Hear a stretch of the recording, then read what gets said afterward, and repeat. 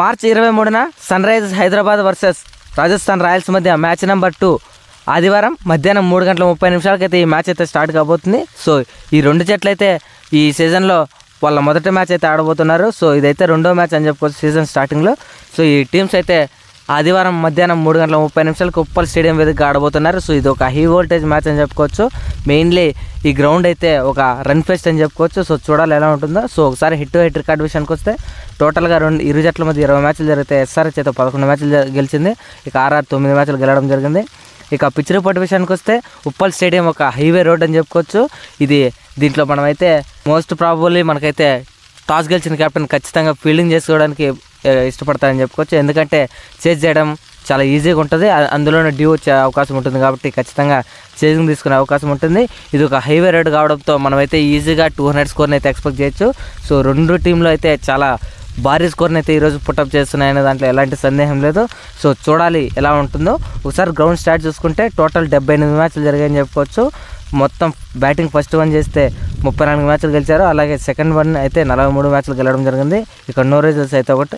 అలాగే highest total చూసుకున్న 277 ఉంది. అలాగే లోయెస్ట్ టోటల్ చూసుకున్న ఆల్మోస్ట్ 140 ఉంది. ఇక ఎస్ఆర్హెచ్ టీం విషయానికి వస్తే వాళ్ళైతే ఈ సీజన్లో మొదటి మ్యాచ్ ఆడుతున్నారు కాబట్టి ఎలా ఆడతారో చూడాలి. మెయిన్లీ వాళ్ళైతే ఈ మ్యాచ్ వాళ్ళ హోమ్ గ్రౌండ్లో ఆడుతున్నారు కాబట్టి వాళ్ళకైతే డెఫినెట్గా అడ్వాంటేజ్ ఉంటుంది.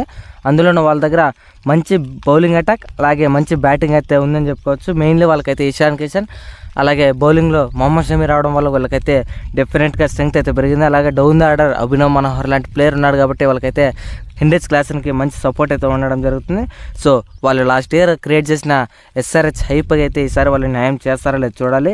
మెయిన్లీ వాళ్ళు లాస్ట్ ఇయర్ హైయెస్ట్ టోటల్ చేశారు. అలాగే పవర్ ప్లేలో విధ్వంసం సృష్టించారు.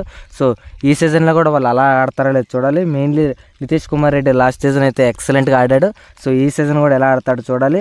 మనం అందరం కోరుకుందాం. తెలుగు వాళ్ళగా మనమైతే ఎస్ఆర్హెచ్ టీం గెలవాలని కోరుకుందాం. ఎందుకంటే ఎస్ఆర్హెచ్ టీం లాస్ట్ టైం ఫైనల్స్కి వెళ్ళి ఓడిపోయింది. ఈసారి ఫైనల్స్కి వెళ్ళి గెలవాలని కోరుకుందాం. సో ఫైనల్స్లో వాళ్ళ టీం ఉండాలని మనమైతే ఆశిద్దాం. ఈరోజు మ్యాచ్ కూడా వాళ్ళే గెలుతారని ఆశిద్దాం. సో టీం అయితే ఎక్సలెంట్గా ఉందని చెప్పుకోవచ్చు. ఎస్ఆర్హెచ్ టీం వాళ్ళ బ్యాటింగ్ అటాక్ ఎక్సలెంట్గా ఉంది. మెయిన్లీ హెడ్ అయితే మంచి ఫామ్లో ఉన్నాడు. సో అతను సపోర్ట్గా టీం కూడా మంచి సపోర్ట్ అయితే ఇస్తుందని చెప్పుకోవచ్చు. మెయిన్లీ వాళ్ళైతే లాస్ట్ ఇయర్ క్రియేట్ చేసిన హైప్ ఈసారి కూడా న్యాయం చేయాలని కోరుకుందాం.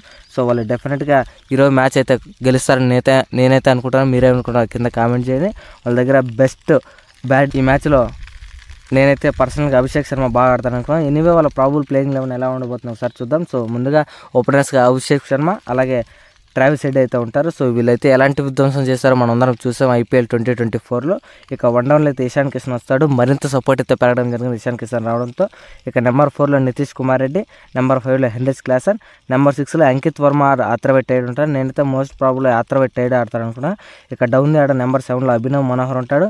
నెంబర్ 8లో ప్యాట్ కమిన్స్, నెంబర్ 9లో హర్షల్ పటేల్, నెంబర్ 10లో రాహుల్ చహర్, నెంబర్ 11లో మొహమ్మద్ షమి, నెంబర్ 12 ఇంపాక్ట్ ప్లేయర్గా యాడమ్ ఎక్సలెంట్గా ఉందని చెప్పుకోవచ్చు ఈ టీం. సో మోస్ట్ ప్రాబుల్ ఈ టీం ఇలాగనే వాళ్ళైతే ప్లేయింగ్ లెవెన్ అయితే ఫిక్స్ చేసుకుంటారు. సో వాళ్ళకైతే ప్యాట్ కమిన్స్ లాంటి ప్లేయర్ అయితే ఈసారి కెప్టెన్సీ బాగా చేస్తాడో లేదు చూడాలి.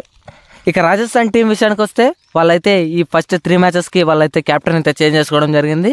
వాళ్ళకైతే రియాన్ పరాగ్ ఫస్ట్ 3 మ్యాచెస్కి అయితే కెప్టెన్గా ఆడబోతున్నాడు. సంజు శాంసన్ అయితే వాళ్ళ టీంలో ఉంటాడు కానీ మ్యాచెస్ అయితే అతనైతే కెప్టెన్గా వ్యవహరించాడు.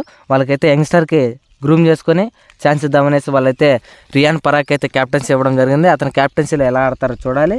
మెయిన్లీ మన వాళ్ళ ఈసారి అయితే వాళ్ళ టీం అంతగా స్ట్రాంగ్ లేదని అందరూ చెప్తున్నారు. సో చూడాలి వాళ్ళు ఎలా ఆడతారన్నదే. వాళ్ళకి మెయిన్లీ వాళ్ళైతే డౌన్ ది ఆర్డర్లో సిమ్రాన్ హెట్మర్ అలాగే ఓపెనర్స్గా వాళ్ళైతే SSV జైస్వాల్, సంజు శాంసన్ లాంటి ప్లేయర్స్ బాగా క్లిక్ అయితేనే వాళ్ళ టీం అయితే మనమైతే ప్లేయర్స్కి రీచ్ అవుతుందని అనుకుంటాం. సో వీళ్ళు కానీ ఫెయిల్ అయ్యారంటే డెఫినెట్గా వాళ్ళైతే సరిగ్గా ఆడరు. సో లాస్ట్ ఫ్యూ సీజన్స్గా వాళ్ళైతే మంచి పర్ఫార్మెన్స్ ఇచ్చారు. ఈసారి సరిగ్గా ఇస్తారో లేదు చూడాలి. మెయిన్లీ వాళ్ళకైతే సంజు శాంసన్ స్టార్టింగ్ మ్యాచెస్లో లాస్ట్ 5 ఇయర్స్గా అతనైతే హాఫ్ సెంచరీ ఖచ్చితంగా స్కోర్ చేస్తున్నాడు. సో ఈ మ్యాచ్లో కూడా అతనైతే స్కోర్ చేస్తాడో లేదు చూడాలి. మెయిన్లీ అతనికైతే ఉప్పల్ స్టేడియంలో అతనికైతే ఎక్సలెంట్ రికార్డ్స్ ఉన్నాయి సో బ్యాటింగ్ పరంగా. సో ఈ మ్యాచెస్లో కూడా అది కంటిన్యూ చేస్తాడో లేదు చూడాలి. రాజస్థాన్ బౌలింగ్ లైటప్ స్ట్రాంగ్గా ఉన్నప్పటికీ వాళ్ళైతే ఎలా ఆడతారో చూడాలి. మెయిన్లీ వాళ్ళు జోఫ్రా ఆర్చర్ అయితే అంత మంచి ఫామ్లో లేడు కాబట్టి వాళ్ళకైతే చాలా ఇంపాక్ట్ అయితే క్రియేట్ చేయలేకపోవచ్చు. సో వాళ్ళ ప్లేయింగ్ లెవెన్ అయితే స్ట్రాంగ్గానే ఉన్నప్పటికీ వాళ్ళైతే అంత నిజమైన ప్లేయర్స్ బాగా ఆడే ప్లేయర్స్ అయితే లేరని నేనైతే అనుకుంటున్నాను. సో మీరేమనుకున్నా కింద కామెంట్ చేయండి.